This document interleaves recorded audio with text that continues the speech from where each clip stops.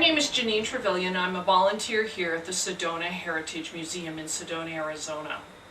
This year, Americans are celebrating the addition of the 19th Amendment to our Constitution.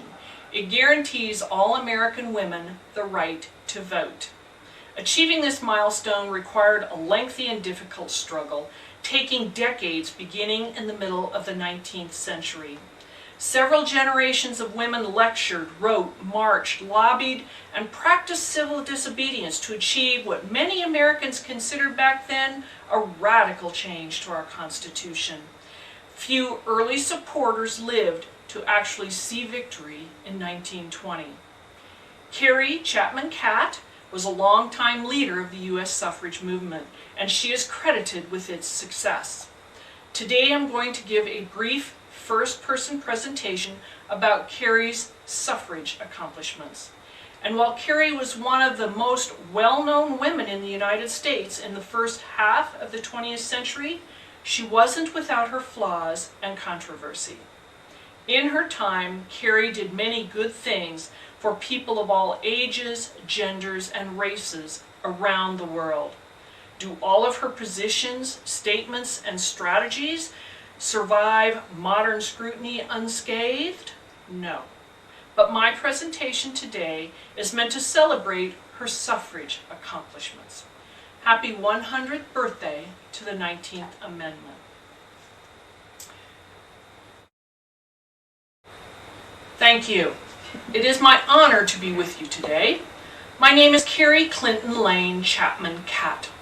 I've been an activist, suffragist, and public speaker most of my life, but I am most proud that my winning plan helped add the 19th Amendment to the U.S. Constitution.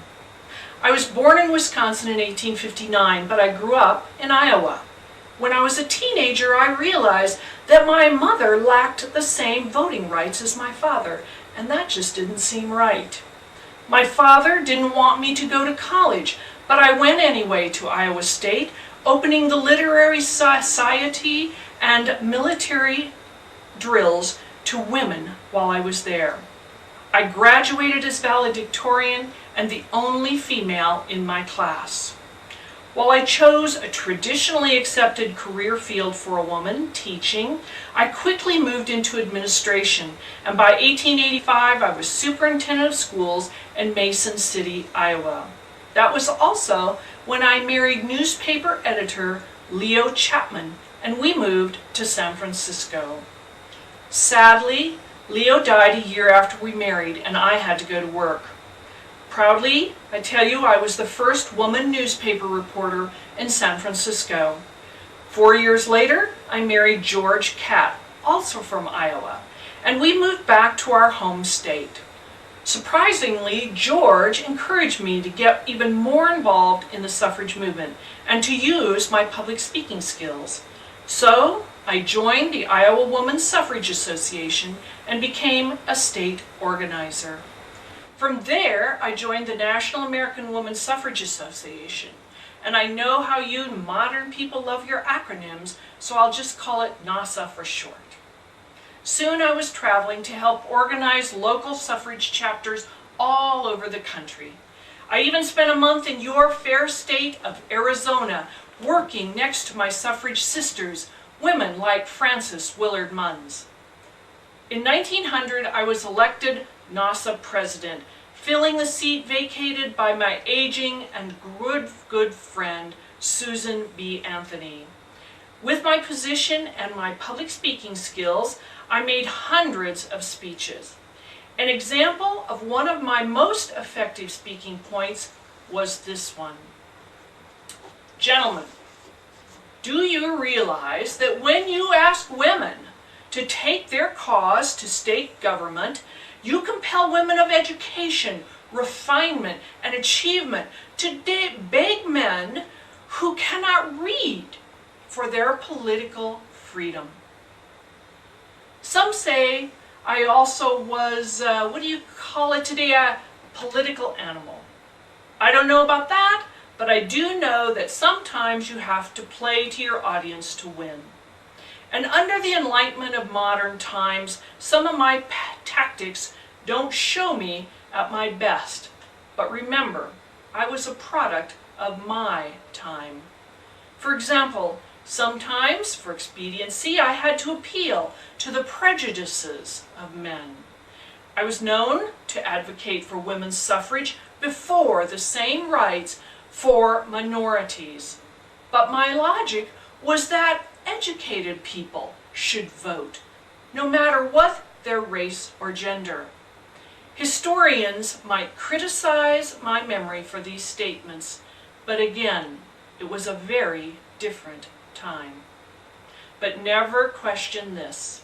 Suffrage was my passion, and it was an international issue.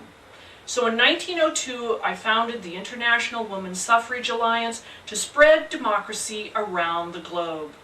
I traveled to 32 nations promoting equal suffrage rights. I also helped found the Women's Peace Party in 1915. Unfortunately, our suffrage efforts had to take a back seat when World War I broke out. During this time, I resumed the presidency of NASA, and we stepped in to aid the government by helping women prepare to take the jobs that our men were leaving behind when they went away to fight.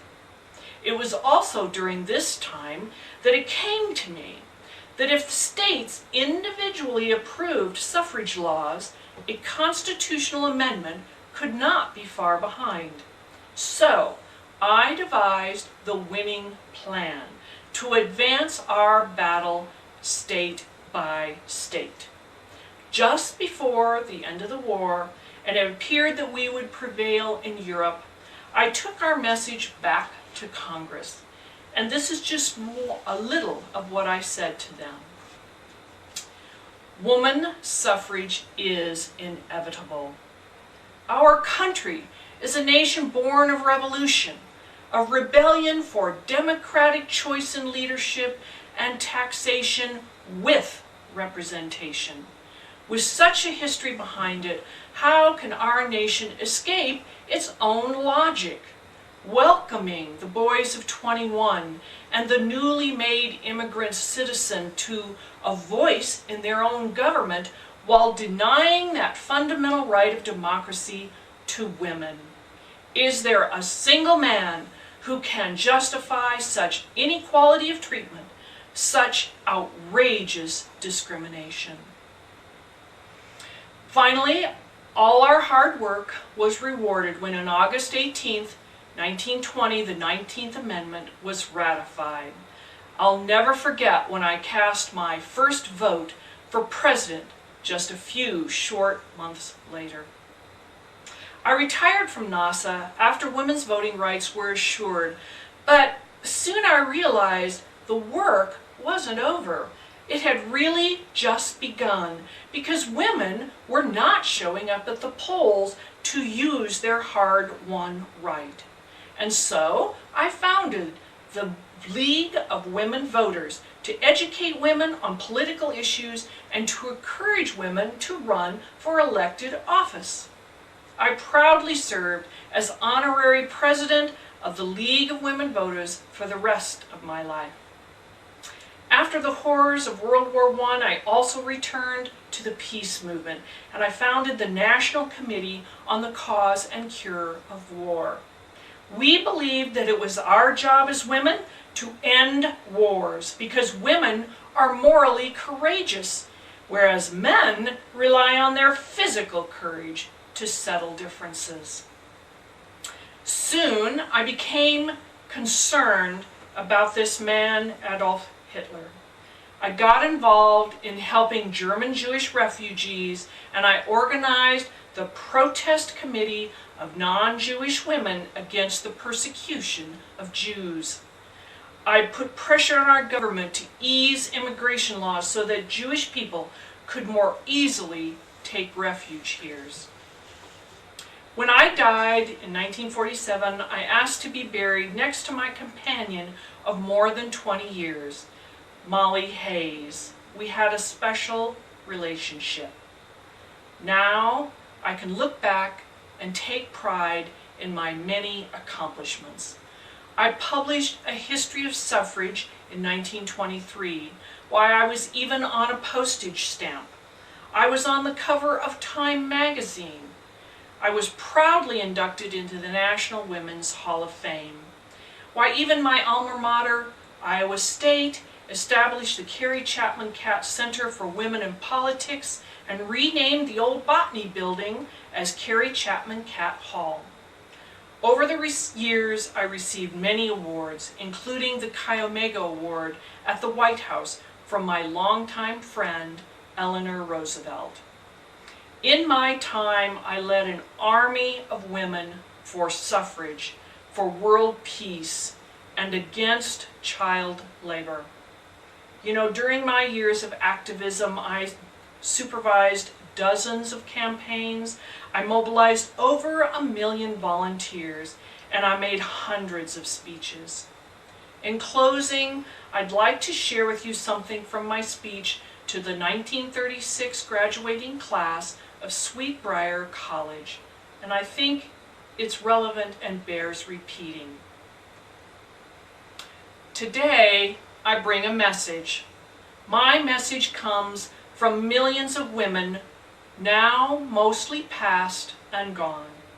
They endured, struggled, and suffered almost unbelievably in order that you, unborn in their day, might inherit privileges, opportunities, and liberties for which they had so prayerfully longed but were never permitted to know. Those women bequeath to you a common motive, and it is: women should advance and not retard progress. For myself, let me say that those who work for a great cause receive comforting satisfaction in the knowledge that they will leave the world better than they found it. Thank you. This presentation is brought to you by the Sedona Historical Society and volunteers at the Sedona Heritage Museum. Thank you, and we hope you will help us celebrate 2020 as the Year of the Woman and August 18th as the 100th anniversary of the ratification of the 19th Amendment to the U.S. Constitution. Thank you.